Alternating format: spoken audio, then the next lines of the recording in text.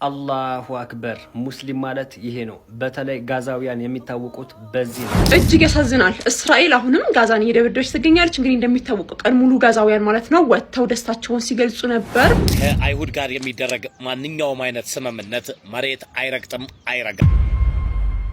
አሰላሙ አለይኩም ወራህመቱላሂ ተዓላ ወበረካቱ። እንድና የተከበራችሁ የኑር ቤተሰቦች እንዴት አላችሁ? ኢንሻአላህ ዛሬም አዳዲስ መረጃዎችን ይዤላችሁ ወደ እናንተ መጥቻለሁኝ። ዛሬ እንግዲህ እየሰማን ባለነው መረጃ ጋዛ ውስጥ በተደረሰው ስምምነት መሰረት እንግዲህ አሁን ላይ ትንሽ የሰላም ጭላንጭሎች ቢታዩም እስራኤል እንግዲህ ስምምነቱን ጥሳ ቦምቦችን እየወረወረች እንደሆነ መረጃዎች ይወጡ ነው የሚገኙት። ያ ጀማ እንዴት ነው እነዚህን ይሁዲዎች ማመን የምንችለው? ምንድነው ማድረግ የሚሻለን? ያ ጀማ እስኪ ሐሳባችሁን ሼር አድርጉ። ሁላችሁም ፍልስጤሞች ነፃ እንዲወጡ ኢንሻአላህ ዱዓ አድርጉ። እስቲ መጀመሪያ ላይ ስለ ሰላሙ ጉዳይ የተሰማው መረጃ ላሰማችሁ። ሙሉ መረጃውን አብረን እናያለን።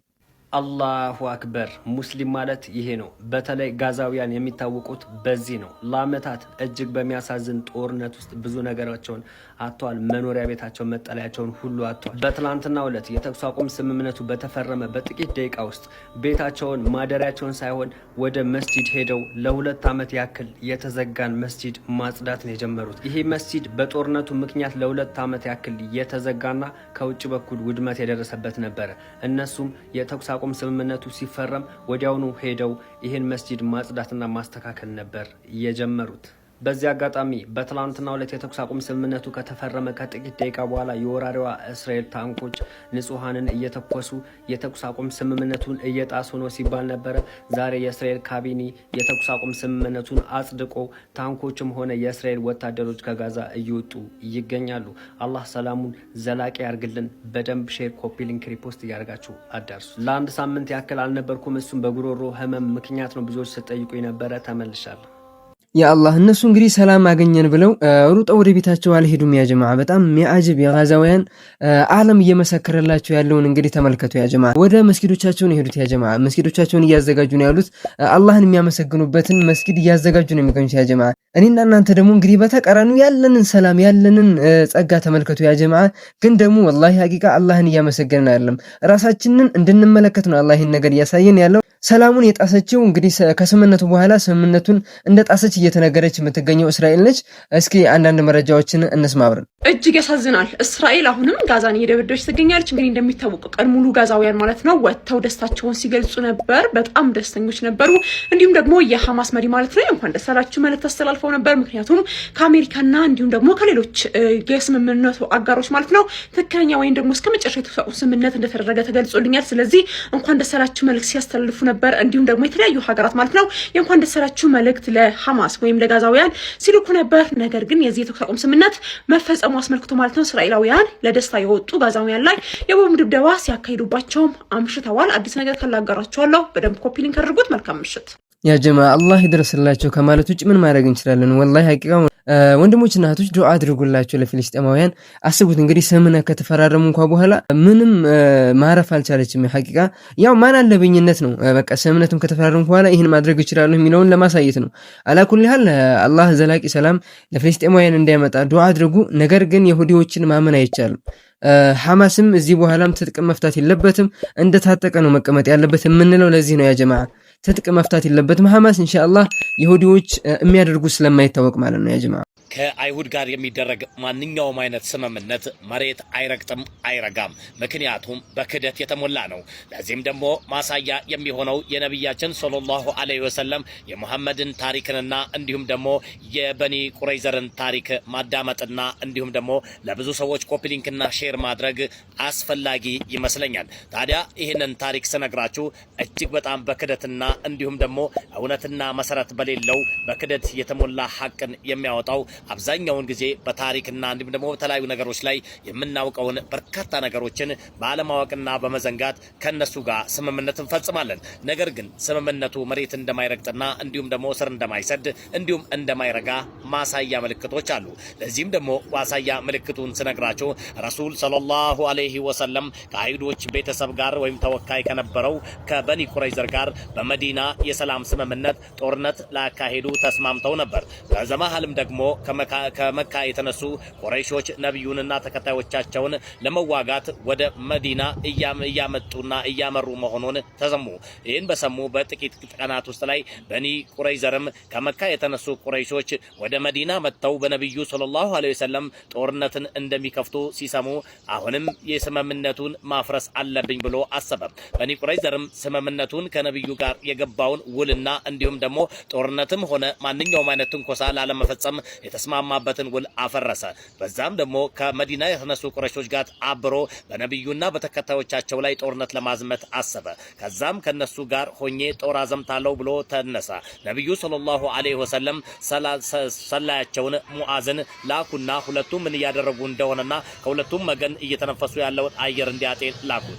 ሙዓዝን በላኩት መሰረት አጥንቶ እንዲመጣ በላኩት መሰረት የአይሁድ ተወካይ በኒ ቁረይዘርም ስምምነቱን እንዳፈረሰ ከመካ ቁረይሾች ጋር ሆኖ እርሱን ለመዋጋት ሊተባበር እንደሆነ ነገራቸው። በስተመጨረሻም ከመካ የተነሱ ቁረይሾች መንገድ ላይ እያሉ ከከሃዲው አይሁዳዊ በኒ ቁረይዘርም ሳይገናኙ መሃል አላህ Subhanahu Wa Ta'ala በነፋስና በቀዝቃዛ በረዶ እንዲዋጡ አደረጋቸው። በዛም አለቁ። መጨረሻም ነብዩ ሰለላሁ ዐለይሂ ወሰለም ከጅብሪል ጋር ሆነው አሸነፉ። ከአይሁዳዊ የሚደረግ ማንኛውም አይነት ስምምነት በክደት የተሞላ ስለመሆኑ የእምነት ታሪኮች ያስረዳሉ። ትላንትም የተኩስ አቁም ከታወጀ በኋላም እስራኤል በጋዛ የፈጸመችው ጥቃትም የዚህ ማሳያ ነው። ከአይሁድ ጋር የሚደረግ ማንኛውም አይነት ስምምነት አይረጋም፣ ምክንያቱም በክደት የተሞላ ነው።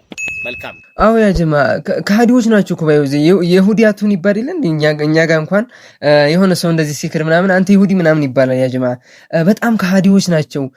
መተማመን እነሱ ጋር አብሮ መስራት በጣም ከባድ ነው። ያ ጀማ እንግዲህ እነ አረቦቹ ዓለም እንኳን አንዳንዶቹ ታውቃላችሁ እስራኤሎች ጋር አብረው እንደሚሰሩ ማለት ነው። ያ ጀማ ነገር ግን ከጀርባቸው ነው የምትወጋቸው። ለማንም ሀያ የላትም ታውቃላችሁ። አብሯት እንኳን የሚሰሩትን በቦምብ ስትደበድባቸው አይተናል። እንግዲህ ለሷም እሷ ኢራን ነች። ያ ጀማ ከለኳ የምታስገባት ኢራን ነች። በዘላቂነት ግን ለፊልስጤማውያን አላህ ሰላሙን ያምጣ። አላሁ አክበር። 2 ዓመት ሆናቸው። በኦክቶበር 7 ሐማስ በእስራኤል ላይ ጀሃነም በር የከፈተበት ቀን። ከዛም በኋላም ደግሞ እስራኤል በ15 ቀን ወይንም ከበዛ በአንድ ወር ሐማስን እደመስሳለሁ እጅ አሰጣለሁኝ ብላ አጋሮቿን አስተባብራ አሜሪካ ብቻ በዚህ 2 ዓመት ውስጥ ለእስራኤል ሐማስን እንድታጠፋ $21 ቢሊዮን ፍሰስ አድርጋለች። ሐማስ ግን አሁንም አለ።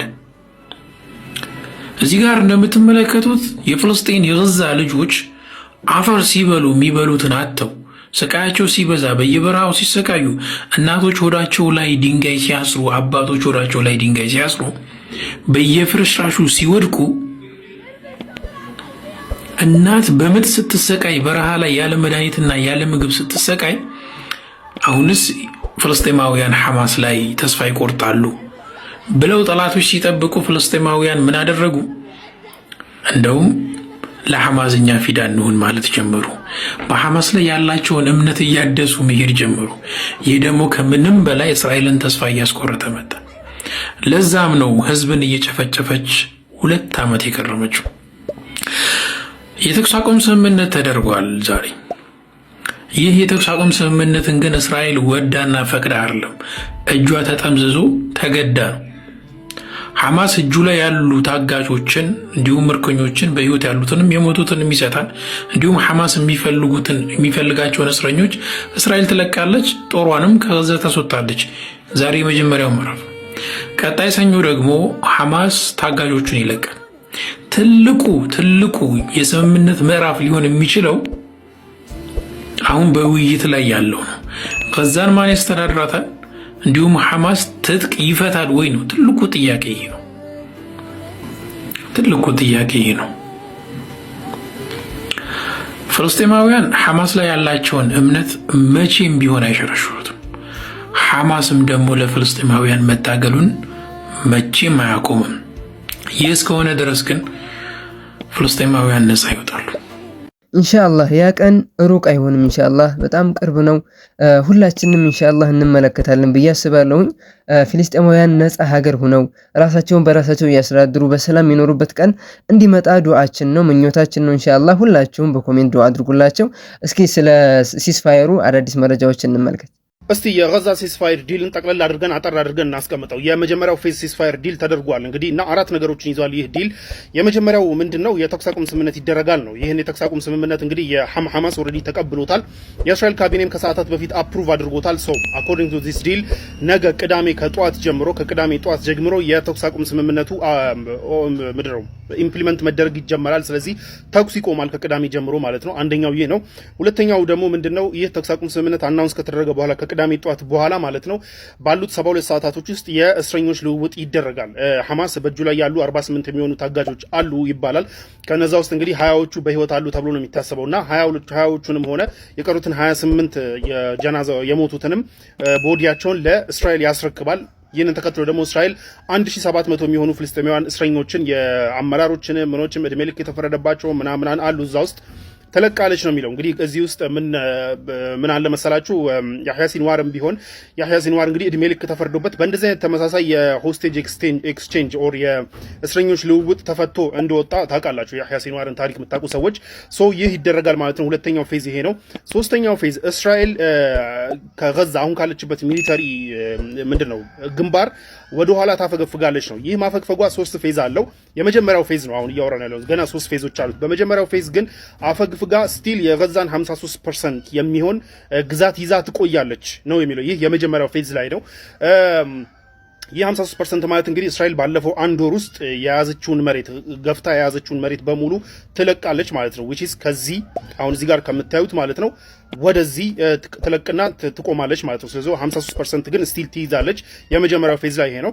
ሶስተኛው ይሄ ነው። አራተኛው ደግሞ ምንድነው? አሜሪካ 200 የሚሆኑ ሚሊተሪ ፐርሰኔሎቿን ኦልሬዲ ሚድል ኢስት ላይ ያሉ ሚሊተሪ ፐርሰኔሎቿን ወደ እስራኤል ወስዳ ምንድነው ይሄንን ሲስፋየር ሞኒተር ታደርጋለች። ቲም ታቋቁማለች። ኢንተርናሽናል የሆነ ሞኒተሪንግ ቲም ታቋቁማለች። እዛ ውስጥ የአረብና ሙስሊም ሀገራትም ሰዎች ይኖራሉ ነው የተባለው። እዛ ውስጥ ቀጠር፣ ተርኪ እንዲሁም ደግሞ ግብጽም ሜንሽን ተደርጓል። ሶ የግብጽም የቀጠርም የተርኪም ሰዎች እዛ ውስጥ ይኖራሉ እዚህ የሚቆጣጠረው ቲም ላይ። ሶ ይህ ቲም ደግሞ እየተቆጣጠረ ማንም ከየትኛውም አካል የሚመጣ ቫዮሌሽን የሲስፋየሩን ዲል ቫዮሌት የሚያደርግ ካለ ሪፖርት ያደርጋል ማለት ነው። ሶ እነዚህ አራት ነገሮች የመጀመሪያው ፌዝ ላይ የያዙ ናቸው። ናው የመጀመሪያው ፌዝ ምናምን ተኩስ መቆሙ ጦርነቱ መቆሙ ደስ የሚል ነገር ነው፣ ግን ሴሌብሬት የሚያስደርግ ነው ያን ያህል አሮን ቲንክ ሶ ቢኮዝ ቀጣዮቹ ፌዞች በጣም ጭቅጭቅ የሚያነሱና ስቲል ዲስከስ እየተደረገባቸው አሉ። ስቲል ፋርፌችድ ናቸው። ተቀብሎ በቃ ይሄ ይሆናል ለማለት ስቲል ፋርፌችድ ናቸው። መልሶ ወደ ጦርነት ሊያገረሽ የሚችልበትን ፕሮባቢሊቲዎች አሉ። ለምን? የመጀመሪያው የሐማስ ዲስአርምመንት ነው። ሐማስ ዲስአርም ያደርጋል ኦር ትጥቁን ይፈታል የሚለው ጉዳይ ስቲል ስምምነት ላይ አልተደረሰበትም። ሐማስም ይቀበላል ተብሎ የሚጠበቅ አይደለም። ስቲል ስምምነት ላይ አልተደረሰበትም። አንድ ገና ስምምነት ገና ውይይት ላይ ነው ያለው። ሶ ስቲል አንድ ነገር ነው። ሁለተኛው ሐማስ ሙሉ ለሙሉ ከጋዛ ገቨርናንስ ይወጣል የሚልም አለ። ጋዛን ገቨርን ማድረግ ያቆማል። ይህም ሐማስ ይቀበለዋል አይቀበለውም፣ ካልተቀበለው እስራኤልስ ትቀበላለች ሐማስ እዛ ውስጥ ኖሮ የሚለው ስለሚያጠራጥር ስቲል ጦርነት መልሶ ሊያገረሽ የሚችልበት ፕሮባቢሊቲ አለ። ሌላው ደግሞ ምንድነው? ለምሳሌ 3 ፌዞች ናቸው ያሉት ብያቸዋለሁ። 53% ከ53% ከያዘችበት ደግሞ በሁለተኛው ፌዝ ደግሞ ወደ 40% ታፈገፍጋለች። ከዛ መጨረሻ ላይ ሶስተኛው ፌዝ ደግሞ ወደ 15% ታፈገፍግና ያቺ 15% ለሴኩሪቲ ፔሪሜተር ተብላ ተይዛ አዲስ የሚቋቋም መንግስት ጋዛ ላይ አዲስ የሚቋቋም መንግስት መጀመሪያ ላይ ያው ምንድነው ይቋቋማል የተባለው የፍልስጤም ቴክኖክራት ኦር የፍልስጤም ሰዎች ያሉበት የፍልስጤም ምሁራን ምናምን ያሉበት ሆኖ በቶኒ ብሌር ኦቨርሲ የሚደረግ መንግስት ጊዜያዊ መንግስት ይቋቋማል ጋዛ ላይ። ደን ያ ጊዜያዊ መንግስት ለፍልስጤማውያን አዲስ ለሚቋቋም ሙሉ ለሙሉ ፍልስጤማውያን ለሆኑ መንግስት አስረክቦ ሲወጣ እስራኤልም ይሄንን 15% ለቃ ሙሉ ለሙሉ ጋዛን ለቃ ትወጣለች የሚል ነው ፕሮፖዛሉ። ነገር ግን እቺ 15% ለቃ ትወጣለች የሚለው ክሊር አይደለችም። ስቲል ቬግ ነች። እዛ ላይ ራሱ ጭቅጭቅ መኖሩ አይቀርም። ሶ ሐማስ ይሄንን ይቀበላል ወይስ አይቀበልም የሚለው ነገር ራሱ ስቲል አነጋጋሪ ነው። ሶ ቀጣይ ፌዞች በጣም ጭቅጭቅ ያለባቸውና ፋርፌችድ ናቸው። ተቀብሎ በቃ ጦርነቱ ቆሞ ምናምን ለማለት ሜይቢ ፕሮባብሊ ወደ ጦርነቱ ሊያገረሽ የሚችልበት ሊሆን ይችላል።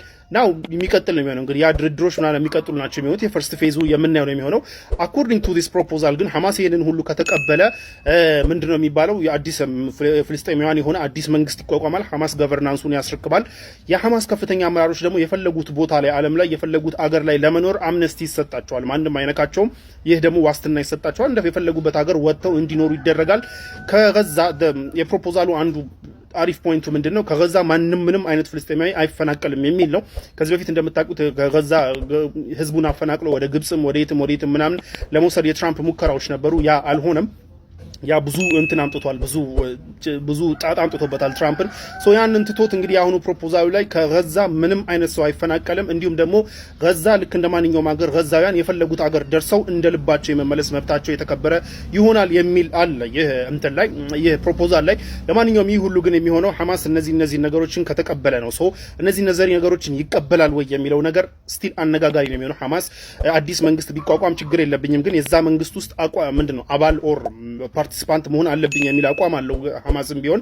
ሶ ያ ኔክስት ፓርት ኦፍ ዘ ዲል ያው የመጀመሪያው ፌዝ ኦልሬዲ ኢን አክሽን ሆኗል ከነገ ጀምሮ። ቀጣይ የሚመጡት ፌዞች ግን ስቲል ገና ብዙ ጭቅጭቅ የምናይባቸው ገና ብዙ ድርድር ሊካሄድባቸው የሚችል ምናልባት ደግሞ ድርድሮቹ ከሽፎ መልሶ ወደ ጦርነት ሊገባባቸው የሚችል ናቸውና ገና በጣም ጥንቃቄ የሚጠይቁ ብዙ ስቴፖች አሉ። ሶ ነገሩ በሰላም ያልቃል የሚል ተስፋ አለን።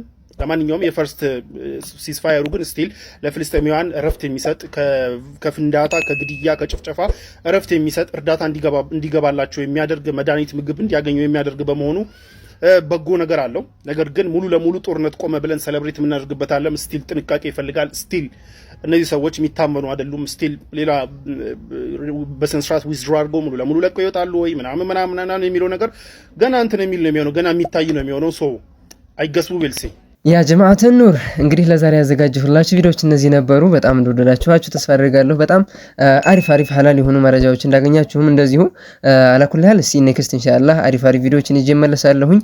እስከዛው ግን ሰላም በያላችሁበት ይሁን እላለሁኝ። ወሰላሙ አለይኩም ወራህመቱላሂ ተዓላ ወበረካቱ።